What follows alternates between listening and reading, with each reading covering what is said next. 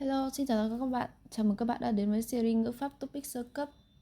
Ở những bài trước thì chúng ta đã học mẫu câu khẳng định danh từ cộng im nita. Hôm nay chúng ta sẽ học dạng phủ định của mẫu câu này, đó chính là danh từ cộng ika animnita. Ika animnita là cấu trúc ngữ pháp dùng để phủ định một danh từ. Nó mang nghĩa tiếng Việt là không phải là chấm và chấm. Nó được sử dụng khi bạn muốn nói rằng một sự vật, sự việc hoặc một người không phải là một danh từ cụ thể nào đó. Chức năng chính để phủ định danh tính hoặc bản chất của chủ ngữ. Đây là dạng phủ định của động từ ita. Bạn hãy nhìn vào ví dụ đầu tiên. 저는 학생이 아닙니다.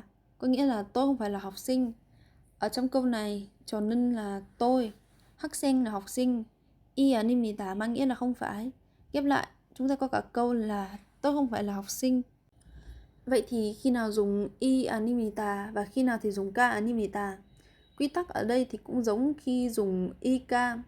Nếu danh từ có phụ âm cuối thì chúng ta dùng i animnita. Còn nếu danh từ không có phụ âm cuối chúng ta sẽ dùng ka animnita.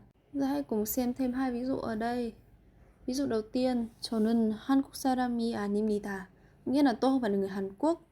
Ở đây từ saram có phụ âm cuối là mi âm, vì vậy chúng ta dùng với animnita. Ví dụ thứ hai, 의사가 아닙니다. Nghĩa là tôi không phải là bác sĩ. Ở đây từ 의사 không có phụ âm cuối nên chúng ta dùng với ka animnita. Bây giờ là đến phần luyện tập. Các bạn hãy thử hoàn thành câu bằng cách điền y hoặc k vào chỗ trống. Các bạn hãy comment đáp án của mình ngay bên dưới nhé. Vậy là đã hết bài học hôm nay rồi. Mọi người đừng quên like, share và follow để học thêm nhiều ngữ pháp topic sơ cấp cùng mình. Hẹn gặp lại các bạn ở bài học tiếp theo nhé.